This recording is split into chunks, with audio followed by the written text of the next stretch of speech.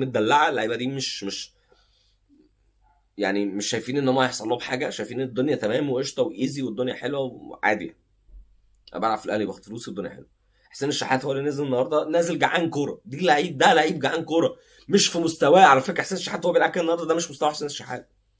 وحسين الشحات ممكن يلعب بالمستوى ده في مباريات كتير وتقول ده مش مستوى حسين الشحات، لكن نازل لعيب عنده حاجه عايز يقولها من قبل ما ينزل وهو بيسخن والجماهير في الملعب بتطالب بيه. فالطبيعي يا جماعه ان احنا لما نلاقي لعيب زي حسين الشحات وهو بيقول عايز يمشي او تعب من الضغوطات ومش عارف ايه، بالعكس لعيب زي حسين الشحات ده انت تحتاجه. ما تكبروش على النادي زي ما عملت في الناس الثانيه، ومش بقول لك ما تديلوش فلوس، لا اديله فلوس.